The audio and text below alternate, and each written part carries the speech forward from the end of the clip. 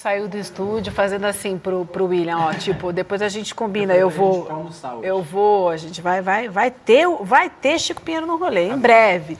Mas a gente vai conversar agora com o Caio de Freitas, do Entre Linhas do Poder, Caio que esteve conosco na semana passada, que é especialista em temas socioambientais, né? Vamos conversar então, Caio, bom dia para você, bem-vindo novamente ao ICL. Bom dia, Vivi, bom dia, William, bom dia, César e todos que nos acompanham. Seguimos falando da ABIN paralela de ramagem, né, Caio? Hoje, deputado federal, a Agência Brasileira de Inteligência se infiltrou na época dele, né, para vigiar favelas do Complexo do Alemão e na Maré, no Rio de Janeiro, entre 2021 e 2022, durante o governo Bolsonaro. A missão foi batizada como a Operação Trojan e envolveu a instalação de câmeras ocultas em mototáxis para espionar as duas comunidades, onde moram quase 180 mil pessoas. E o Caio vai contar essa história para a gente, uma história que está no site da Pública. A gente queria entender, Caio, qual que era o argumento ou a justificativa para essa operação. Vivi, não só vocês gostariam de entender como a Polícia Federal, a Controladoria Geral da União e a própria ABIN também querem entender exatamente qual foi a justificativa dessa operação.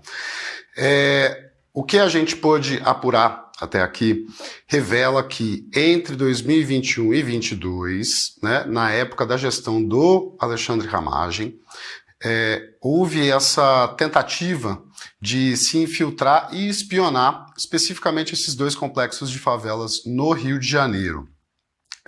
A ação ela foi coordenada tanto em Brasília quanto no Rio de Janeiro, e isso é um detalhe importante para a história. Quem acessar o site da Pública vai pegar ainda mais detalhes do porquê, mas basicamente porque as pessoas que cuidaram dessa operação eram dois homens de confiança do Alexandre Ramagem. Em Brasília, mas assim, tanto em Brasília quanto indo eventualmente para o Rio de Janeiro, estava um policial federal chamado Felipe Arlota Freitas, que desde janeiro de 2024 está afastado da corporação, da Polícia Federal, que foi para onde ele retornou após o fim do governo Bolsonaro, por envolvimento com a ABIN paralela, né? Tudo leva a crer que ele fazia parte da ABIN paralela, e inclusive na operação da semana passada, a representação da Polícia Federal aponta que o Felipe Arlota Freitas ele era o assessor direto do Ramagem, então ele era responsável por tocar várias das operações e intentos clandestinos ligados à antiga gestão da ABIN. E a outra pessoa de confiança que se envolveu nessa operação era o então superintendente da ABIN no Rio de Janeiro, um ex-capitão do Exército chamado Vitor Felizmino Carneiro. Ele é filho do atual presidente do Clube Militar, né, que é conhecido por congregar boa parte do nicho mais conservador, mais reacionário dos militares. E é interessante notar que depois das atividades que ocorreram em 21 e no início de 22, basicamente, o Vitor Felizmino ele ascendeu na agência, né? Ele acabou sendo escolhido como o substituto, na prática, do Alexandre Ramagem em abril, quando o Ramagem teve que sair da agência para concorrer ao cargo de deputado federal. Então, o Vitor Carneiro, ele tocou a agência durante os últimos 8 meses de governo Bolsonaro. Por que isso é importante? Porque o nome dele, para se ter uma ideia, já foi citado naquele outro encontro que já foi aberto pelo Supremo Tribunal Federal, que era aquela reunião de 2022, do dia 5 de julho, no qual... Naquela época, lembremos, né? A ABIN era subordinada ao GSI, do general Augusto Heleno, e o general Augusto Heleno comenta em voz alta de que ele estava conversando com o Vitor sobre montar um esquema para avaliar o que os dois lados estavam fazendo nas eleições.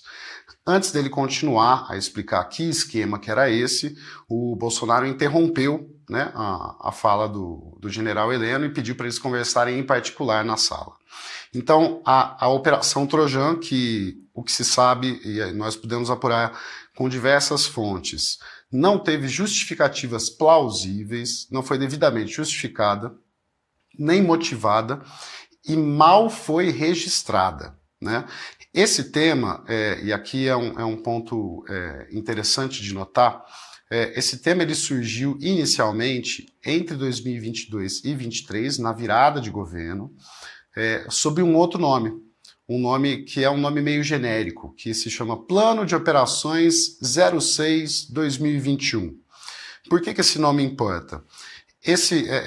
Haveria um conjunto de operações tal qual a Operação Trojan, que envolveu, como você bem lembrou, a instalação de câmeras ocultas em mototáxis nesses 2 complexos de favela e também suspeita-se que houve gasto com informantes, né, sem apresentar devidos motivos, o que vai contra a doutrina de inteligência que está vigente no país. Então, você fazer uma operação que move recursos públicos sem justificar exatamente por que é necessário, que tipo de conhecimento que isso vai produzir e qual o objetivo esperado, pode se configurar mesmo assim, né, que não à toa é isso que está sendo investigado, tanto pela CGU quanto pela ABIN e pela Polícia Federal, em uma operação de espionagem ilegal, né? Então, a essa altura do campeonato, nós sabemos poucas coisas, o que se sabe é grave, e nós podemos garantir, inclusive no material que a Polícia Federal enviou para o Supremo Tribunal Federal na semana passada, e que moveu a recente operação, que causou, inclusive, o depoimento do Alexandre Ramagem na tarde/noite de ontem.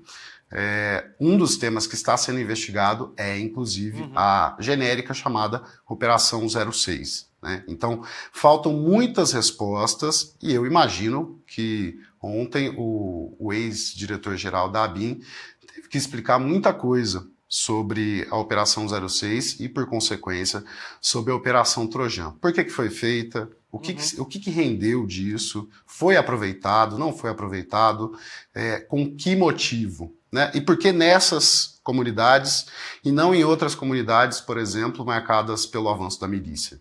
São perguntas que a antiga gestão da ABIN e os oficiais envolvidos certamente terão de responder às autoridades. Exatamente. E é importante demais, Caio, a gente entender, se ele tivesse falado sobre todas as ilegalidades que ele cometeu na ABIN, essa conversa na PF não tinha durado 7 horas, tinha durado 30, né? Mas especificamente sobre essas, a gente tem uma clara ideia do que por que isso acontece, né? É mais criminalização da pobreza. Quem comanda o tráfico de drogas, quem comanda as milícias, quem comanda o crime organizado no Rio de Janeiro, não está nas favelas do Rio de Janeiro, né? Está na Zona Sul. E, obviamente, o governo Bolsonaro, e todo mundo sabe disso. Quem comanda o crime no Brasil não mora nas comunidades. Lá moram os trabalhadores, lá moram as pessoas que ganham sua vida trabalhando honestamente. Mas é mais um movimento bolsonarista, à época institucionalizado, de criminalização da pobreza. Né? Esse mesmo pessoal que quis dizer que CPX era cupincha de criminoso, quando na verdade quer dizer apenas complexo. Essa é mais uma tentativa que a gente vê do bolsonarismo de criminalização de pessoas que vivem em áreas como as comunidades do Rio de Janeiro vivem. É impressionante como cada elemento novo que a gente tem, e o Caio fez agora uma explicação excelente para a gente de como se deu esse processo de espionagem nas comunidades do Rio de Janeiro, tem esse elemento claro de criminalização dos pobres e das comunidades cariocas. Terrível. Caio, querido, eu vou te agradecer. Obrigada. Bom finalzinho de semana para você. Pedir para a nossa audiência também acompanhar a tua reportagem na Pública e todo o trabalho que você tem feito, viu? Muito obrigada. Semana que vem a gente se vê por aqui. Perfeito, gente. Muito obrigado. Bom fim de semana e bom trabalho a todos. Obrigada. Obrigado, Caio.